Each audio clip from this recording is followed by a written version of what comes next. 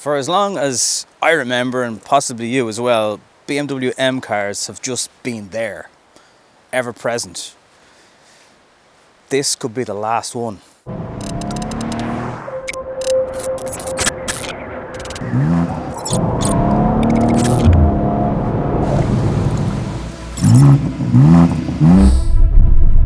BMW M2 is probably going to be the last full-fat, full-on petrol M car.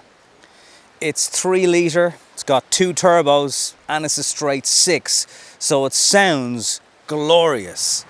The body kit on the front, however, well, it has its ups and downs. Some people are a fan, some people just think there's too much going on down here. It's unmistakable though, and it has quite the road presence, as you can imagine. These flared wheel arches, particularly in the back, just make this quite a wide car.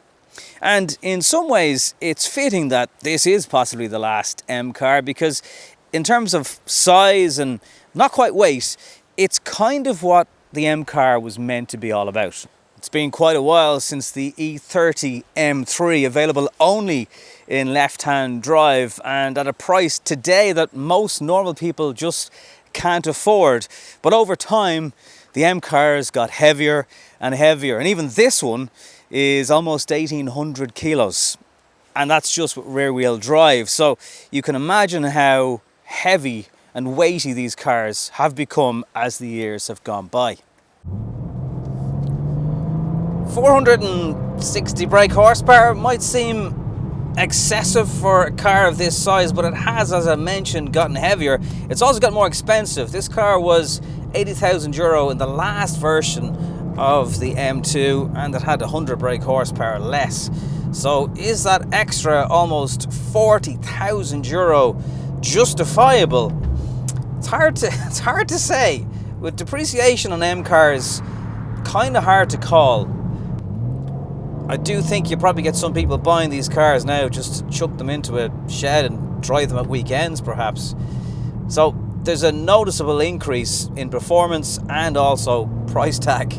Back in the good old days of 2009, I was lucky enough to own an E92 M3, and while this is no V8, it's possibly more enjoyable to drive. Dynamics and how it handles, it doesn't feel quite as much like it's going to kill you.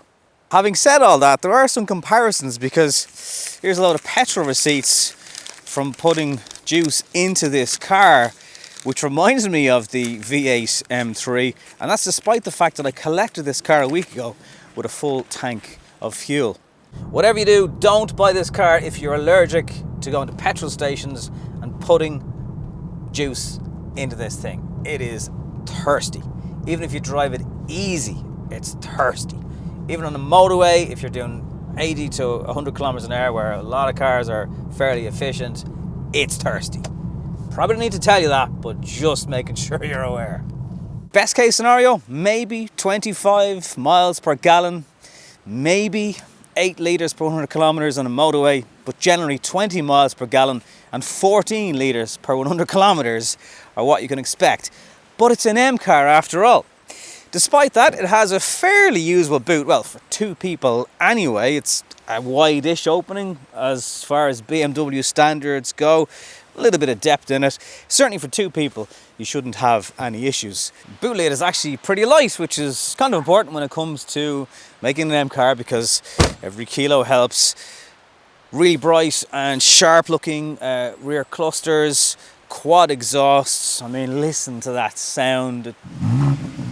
It's not, like, I can't add to that. Rear diffuser. It looks pretty sharp and nicely squatted down from the rear. Probably less people will be upset, potentially, by the rear than the front anyway.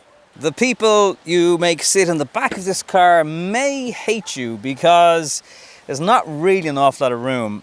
Even my 5-year-old is kicking the back of my seat. If you have a bit of flexibility with your passenger seat, you'll give them a little bit more space. They get their own aircon, but even the sloping roof, anyone over 6 foot, you're going to have to kind of lean forward. So I'd nearly say, unless you've got really small people for the back, just think of this as a 2-seater roadster. It is an exhilarating car to drive.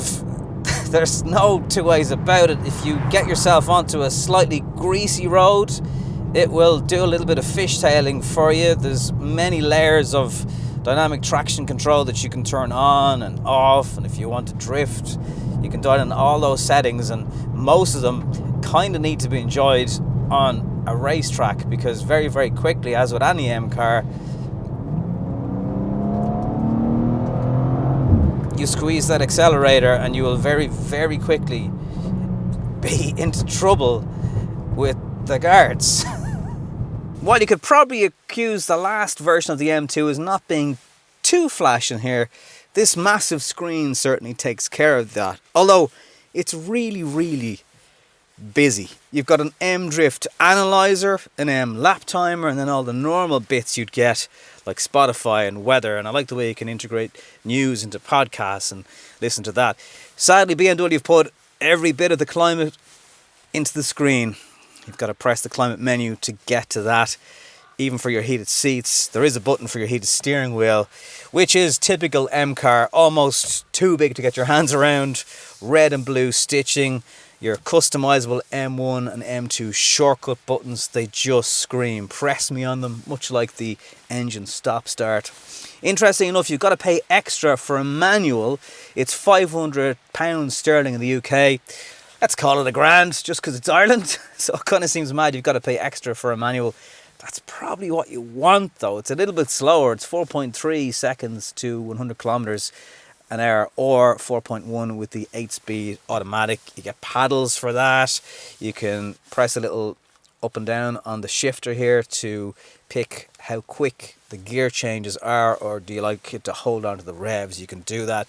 These headrests move up and down. They light up at night time, as do the little blue, red and navy M colours for M Division in here. They light up at night time. So it all is fairly fancy.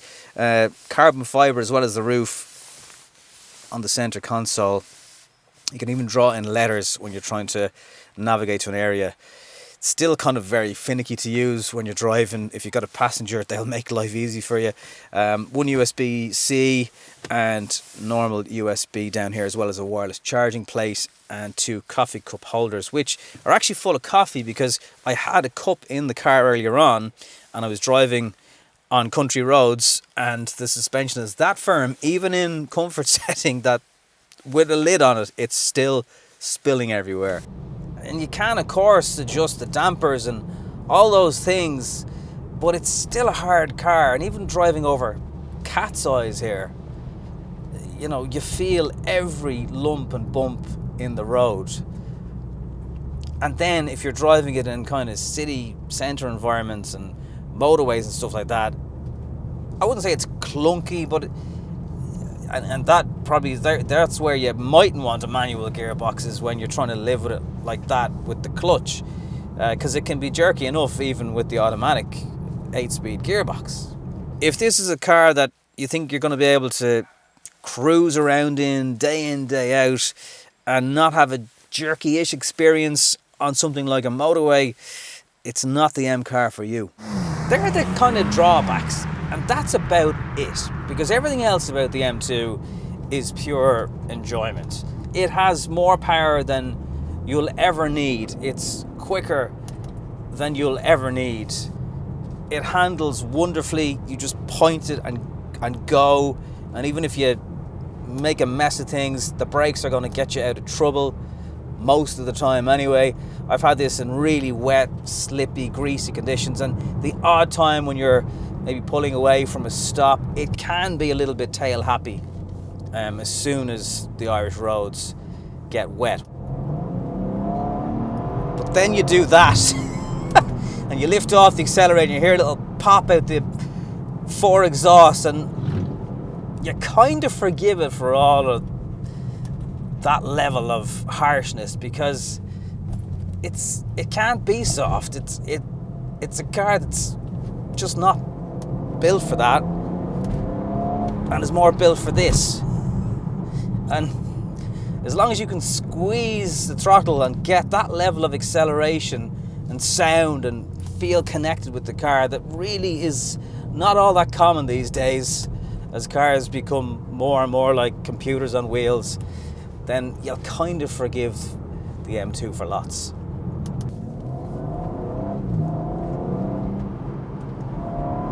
How could you ever get sick of listening to that noise? There's just something about a BMW straight six engine, and when it has this much power and this much torque, over 500 Newton meters of it.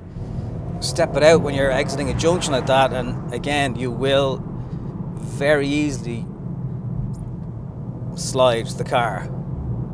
That's what it's up for that all the time. Even if it is dry, obviously easier in the wet, but it's not allergic to showing you that it has a lot of power going to those rear wheels, and if you mess with it, it will catch you off guard. I mean, the petrol head in you is like, I'd love the manual, but you would be probably changing a lot. I mean, this car will do, I'd say, 100 miles an hour in certainly third gear, but I remember driving the last M2 around Mondello in just second gear. The instructor was like, you just need second gear. And you can do so much in that. The performance is just like from low down torque to insane speed. You're hitting the bend straight away anyway and bang on the brakes, so second just works. And yeah, manual sounds great on paper. The gear changes are so quick though. I just don't know. It lets you focus on driving the car.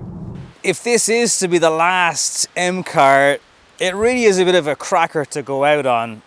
I've driven the last gen M2 on the track in Mondello, as well as the M5. And while you can't really compare the M5 with anything, this would have to be second on the list. It's not cheap, and the front of it for some people will just be a little bit too much.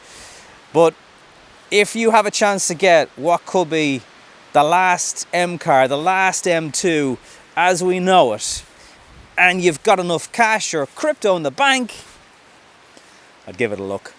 Thanks for watching.